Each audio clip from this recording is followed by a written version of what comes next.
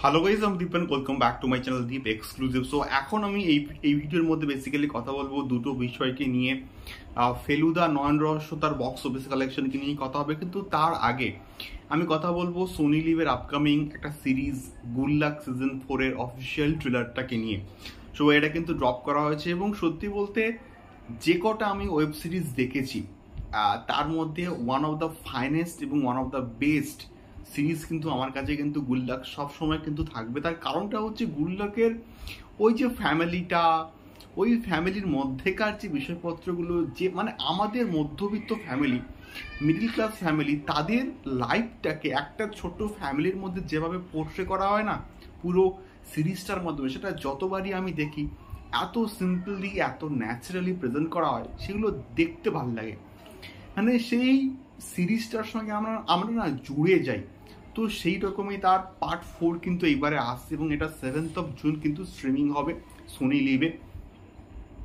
তো এবারে দেখানো হচ্ছে ফ্যামিলির মধ্যেকার আরও একটা নতুন গল্প, পেরেন্টিং ভার্সেস অ্যাডাল্টিং। ছোট্ট ভাই তার সে কিন্তু এবারে বড় হয়েছে, এবারে বড় স্কুলে কলেজে কিন্তু ভর্তি হচ্ছে। সে বাথরুমে গিয়ে এখন বেশিক্ষণ ধরে স্নান করে দরজা লাগিয়ে। সেটা কেন? মানে এইরকম ছোট্ট ছোট্ট জিনিসপত্র যেভাবে আমাদের লাইফের সঙ্গে অ্যাটাচড, মানে আমাদের লাইফে যে জিনিসগুলো আমরা ঘটে বা দেখি সেগুলোকেই কিন্তু বেসিক্যালি দেখানো হয়েছে।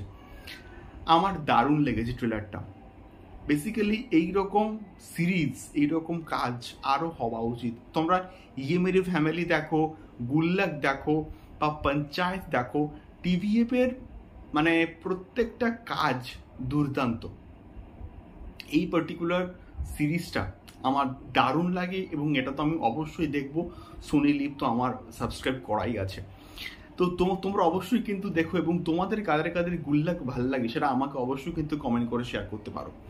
দ্বিতীয়ত আমি আসবো ফেলুদা নয়ন রহস্যর বক্স অফিস কালেকশনকে নিয়ে। তো একটা বিষয় তোমরা যদি একটুখানি ভালো করে দেখো, ফেলুদা যখনই এসছে না, সেটা খারাপ ছবি হোক, সেটা ভালো ছবি হোক, সেটা ট্রিমেন্ডাস লেভেলে কিন্তু একটা বিজনেস করে বেরিয়ে গেছে। আমি আজকে জাস্ট চেক করছিলাম, ফেলুদা নয়ন রহস্য না বুক মাই শোতে ট্রেন্ড করছে সম্ভবত 3 নম্বরে।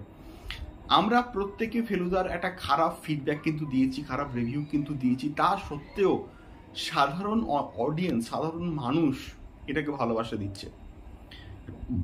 এখান থেকে কি প্রমাণিত হয়? ফেলুদা বাঙালির ইমোশনস, যত খারাপ ছবি তুমি বানাও না কেন, অডিয়েন্স আসবে, অডিয়েন্স দেখবে এবং এটাকে সুপারহিট বানিয়ে দেবে এবং আবার সন্দীপ রায় একই রকমের সেই একই স্ট্যান্ডার্ডের ছবি আবার নিয়ে আসবে। তো ফেলুদা লাস্ট উইকে কিন্তু প্রায় 23 লক্ষ টাকার একটা কিন্তু কালেকশনস করেছে, যেটা একটা ট্রিমেন্ডাস। এই সময় দাঁড়িয়ে বাংলা মার্কেটের যে সিনারিও, মানে শুধুমাত্র ন্যাশনাল প্লেক্স থেকেই আমি বলছি 23 লক্ষ টাকা। আমি সিঙ্গেল স্ক্রিন কিন্তু ধরিনি এবং এর মধ্যে সিঙ্গেল স্ক্রিন নেই। 23 লক্ষ টাকা কিন্তু মোটামুটি কালেকশনস করেছে এবং এটা আমাদের গল্প, এটা কিন্তু প্রায় 17 lakhs কিন্তু কালেকশনস করেছে এবং শুধুমাত্র ওয়ার্ড অফ মাউথের জোরে এবং ন্যাশনাল প্লেক্সে ব্যাপক একটা ম্যাসিভ কালেকশনস করছে। তো তোমরা কারা কারা এখনো অবধি ফেলুদা দেখেছো আমাকে অবশ্যই কিন্তু কমেন্ট করে জানিও। দেখা হচ্ছে পরবর্তী ভিডিওতে। টাটা।